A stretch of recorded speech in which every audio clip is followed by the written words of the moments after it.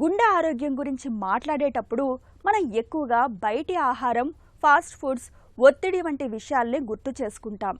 కానీ మన గుండెకు నిజమైన శత్రువులు మన వంటింట్లోనే దాగి ఉన్నాయంటే నమ్మగలరా? మనం రోజు వాడే ఉప్పు, నూనె, చక్కెర, ప్రాసెస్డ్ పదార్థాలు ఇవన్నీ మన గుండె ఆరోగ్యంపై తీవ్రమైన ప్రభావాన్ని చూపిస్తాయి. మనకు తెలియకుండానే గుండె జబ్బుల్ని తెచ్చిపెడతాయని చెబుతారు డాక్టర్లు. ఈ నేపథ్యంలో గుండెకు హానికరంగా పరిణమిస్తున్న వంటింటి శత్రువుల గురించి డాక్టర్ని అడిగి ఇప్పుడు తెలుసుకుందాం.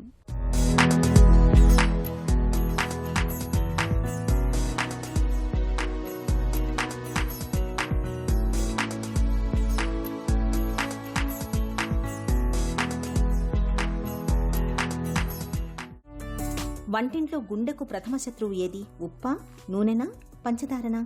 సో ఉప్పు కానీ, నూనె కానీ లేదా షుగర్ లాంటివి కానీ మూడు కూడా ఒక మోతాదుని దాటి తీసుకుంటే అవి హానికరమేనండి. సో మూడిట్లో ఏది ఎక్కువ హానికరం అనే దానికంటే కూడా ఈ మూడు వివిధ రకాల్లో మన శరీరానికి హాని కలిగించే అవకాశం ఉంటుంది. అంటే ఉదాహరణకి మనం ఎక్కువ నూనె తీసుకున్నాం అనుకోండి, అవి వెళ్ళి మనకి రక్తనాళపు గోడల్లో ఫ్యాట్ పేరుకుపోయి బ్లాకేజెస్ అనేవి ఏర్పడే అవకాశం ఉంటుందన్నమాట. సో తద్వారా మనకి హార్ట్ అటాక్ వచ్చే అవకాశం పెరుగుతుంది. అదే ఉప్పు ఎక్కువ తీసుకునే వారిలో బ్లడ్ ప్రెషర్ లెవెల్స్ బాగా ఎక్కువ పెరగటం, మన బాడీలో ఫ్లూయిడ్ లెవెల్ ఎక్కువ పెరగటం, దాని ద్వారా రక్తనాళపు గోడలు దెబ్బతింటం, బ్లాకేజెస్ ఏర్పడటం అనేది జరగవచ్చు. అదేవిధంగా మనం ఎక్కువ షుగరు తీసుకునే వారిలో సో ఏమవుతుందంటే మనకి రక్తనాళపు గోడల్లో ఆల్రెడీ ఉన్న బ్లాక్స్ చిట్లి క్లాటింగ్ ఏర్పడే అవకాశం కూడా బాగా పెరుగుతుంటుంది. దాంతోపాటు షుగర్ కంటిన్యూస్గా ఎక్కువ తీసుకునే వారిలో ట్రైగ్లిజరైడ్ లెవెల్స్ అనేవి ఎక్కువ పెరిగే అవకాశం ఉంటుంది. అవి ఒక రకమైన కొలెస్ట్రాల్ అనమాట. సో దానివల్ల కూడా గుండె రక్త సరఫరాలో బ్లాక్స్ రావటం లేదా హార్ట్ అటాక్స్ వచ్చే అవకాశాలు పెరుగుతూ ఉంటాయి అన్నమాట. సో ఇవి మూడు కూడా మితంగా ఒక పరిమితిలో తీసుకుంటే పర్వాలేదండి. ఒక పరిమితిని దాటి ఎక్కువ తీసుకున్నప్పుడు మనకి హాని జరిగే అవకాశం ఉంటుందన్నమాట. గుండె రక్తనాళాల్లో బ్లాక్స్ ఏర్పడడానికి పామాయిల్, రిఫైండ్ ఆయిల్ ఎంతవరకు కారణం? అన్నిటికంటే మోస్ట్ ఇంపార్టెంట్ ఏంటంటే ఏ రకమైన నూనె అనేదే కాకుండా ఎంత మోతాదులో వాడుతున్నాము నూనె అనేది కూడా చాలా ఇంపార్టెంట్ అండి. సో ఫస్ట్ థింగ్ ఏంటంటే ఒక నెలలో ఒక మనిషికి ఒక అరకిలో కంటే ఎక్కువ నూనె వాడకపోవటం అనేది మంచిది. ఇక ఏ రకమైన నూనె వాడితే మనకి మంచిదనేది చూస్తే జనరల్గా నూనెల్లో ఏంటంటే కొన్ని మనం చూసేది ఏంటంటే ఒకటి ట్రాన్స్ ఫ్యాట్స్ అని కొన్ని హానికరమైన ఫ్యాట్ పదార్థం ఉంటుందండి చాలా నూనెల్లో. రెండోది సాచురేటెడ్ ఫ్యాట్, అన్సాచురేటెడ్ ఫ్యాట్ ఉంటాయన్నమాట. ఇందులో ఈ ట్రాన్స్ ఫ్యాట్స్, సాచురేటెడ్ ఫ్యాట్స్ ఇవి ఎక్కువ ఉండే నూనెలు మనకి ఎక్కువ హాని కలిగించే అవకాశం ఉంటుందన్నమాట. సో ఇలాంటివి చూసుకుంటే మనకి జనరల్గా డాల్డా వనస్పతి అంటాం, ఇందులో ట్రాన్స్ ఫ్యాట్స్ కానీ సాచురేటెడ్ ఫ్యాట్స్ కానీ ఉండే అవకాశాలు చాలా ఎక్కువ ఉంటాయి. సో అదేవిధంగా కొబ్బరి నూనెలో సాచురేటెడ్ ఫ్యాట్ చాలా ఎక్కువ ఉంటుందన్నమాట. ఆ తర్వాత ఈ పామ్ ఆయిల్లో కూడా సాచురేటెడ్ ఫ్యాట్స్ ఎక్కువ ఉంటాయి. సిమిలర్లీ బాగా రిఫైన్డ్ ఆయిల్స్ వాటిలో కూడా మనకి సాచురేటెడ్ ఫ్యాట్స్ ఎక్కువ ఉండే అవకాశం ఉంటుందన్నమాట. సో జనరల్లీ ఈ రకమైన నూనెల్ని మనం తగ్గించుకుంటే మంచిదన్నమాట. సో ఏ రకమైన నూనె మనకి మంచిది అనేది చూస్తే కోల్డ్ ప్రెస్ ఆయిల్ అంటే మనకి వేరుశనగ నూనె కానీ, నువ్వుల నూనె కానీ, గానగ నూనె కానీ ఇలాంటివి వాటిలో సాచురేటెడ్ ఫ్యాట్ తక్కువ ఉంటుంది. అదేవిధంగా ఆలివ్ ఆయిల్ లాంటిది కూడా సాచురేటెడ్ ఫ్యాట్ తక్కువ ఉంటుంది. రైస్ బ్రాన్ ఆయిల్ ఇలాంటివి 2-3 నెలలకు ఒకసారి మార్చి వాడుకుంటుంటే మనకి శరీరానికి అవసరమైన పోషక విలువలు వస్తుంటాయి. ప్లస్ ఈ బ్యాలెన్స్ అయిపోతుంటుంది అన్నమాట. నెయ్యి, కొబ్బరి నూనెలు గుండెకు మంచివేనా? రోజుకు ఎంత మోతాదులో తీసుకోవచ్చు? ఇవి రెండు కూడా మనకి అంటే మంచిది కాదండి. In the sense like coconut ఆయిల్లో 90% వరకు సాచురేటెడ్ ఫ్యాట్ ఉంటుంది. సో ఇలా సాచురేటెడ్ ఫ్యాట్ ఎక్కువ తీసుకోవడం వల్ల మన గుండె జబ్బులు వచ్చే అవకాశాలు ఎక్కువ ఉంటాయి. అదేవిధంగా గీలో కూడా ఆల్మోస్ట్ 60% వరకు సాచురేటెడ్ ఫ్యాట్ ఉంటుంది. సో అందుకని ఆ గీలో కుక్ చేయటం ఇలాంటివి అనేది అసలు మంచిది కాదు. కాకపోతే మనకి చాలా కాలంగా అలవాటు పడి ఉంటాం కాబట్టి ఎప్పుడన్నా కొద్దిగా నెయ్యి వేసుకోవడం అనేది ఒక లిమిటెడ్ మోతాదులో అయితే పర్వాలేదు. But that's not advised as a cooking medium అన్నమాట. బయటి ఆహారాలు గుండెకు ఎందుకు మంచిది కాదు? బయట నుంచి వచ్చే ఫాస్ట్ ఫుడ్స్ కానీ లేకపోతే బేకరీ ఐటమ్స్ కానీ చూస్తే ఎక్కువ సందర్భాల్లో వీటిలో ట్రాన్స్ ఫ్యాట్స్ ఎక్కువ ఉండే ఆయిల్స్ కానీ లేకపోతే సాచురేటెడ్ ఫ్యాట్స్ ఎక్కువ ఉండే ఆయిల్స్ కానీ ఎక్కువ వాడుతుంటారండి. కారణం ఏంటంటే ఈ రకమైన నూనెలు చౌకగా దొరుకుతాయి.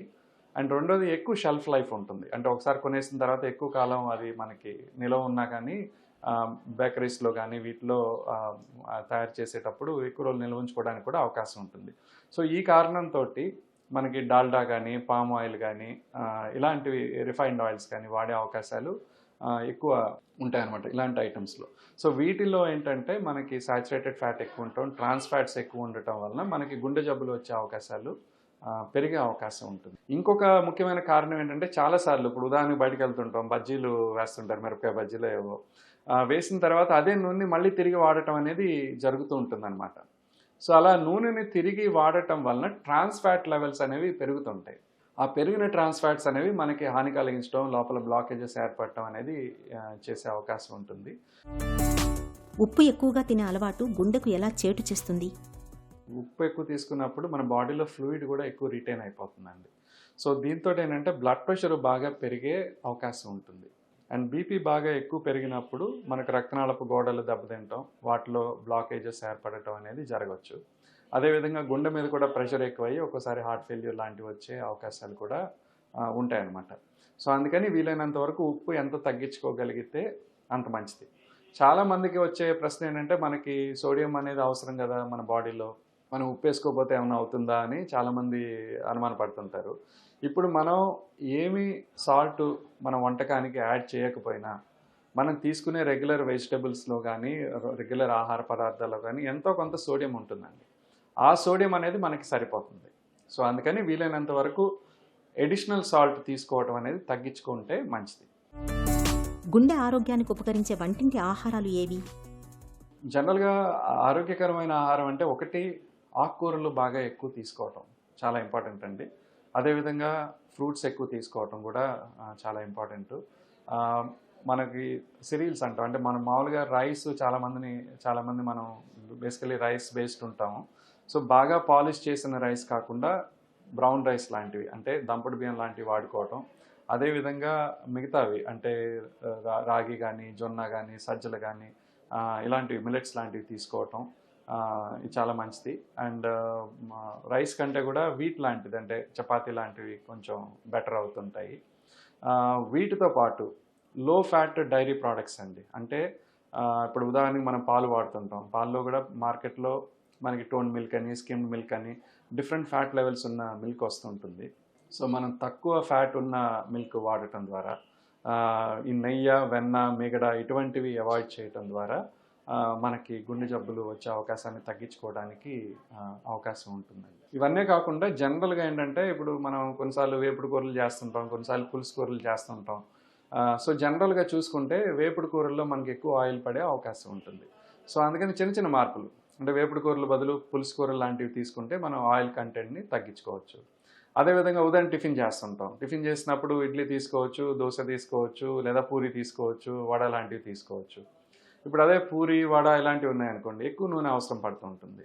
అదే ఇడ్లీ కానీ దోశ కానీ ఇలాంటివి ఉంటే నూనె కంటెంట్ని చాలా వరకు తగ్గించుకోవచ్చు. సో ఇలాగా మన ఇష్టాలని కాంప్రమైజ్ చేసుకోకుండా చిన్న చిన్న మార్పుల ద్వారా మన ఆయిల్ తీసుకునే కంటెంట్ని తగ్గించుకోవడానికి అవకాశం ఉంటుంది. గుండె ఆరోగ్యం మన చేతుల్లోనే ఉంది. నిత్యం వంటింట్లో వాడే ఉప్పు, పంచదార, నెయ్యి వంటి దినుసుల వాడకం గాడి తప్పితే గుండె ఆరోగ్యం కూడా దెబ్బతింటుందని గుర్తుంచుకోవాలి. వంట దినుసుల వాడకంపై అవగాహన పెంచుకోవాలి. అప్పుడే మన గుండె ఆరోగ్యం భద్రంగా ఉంటుంది.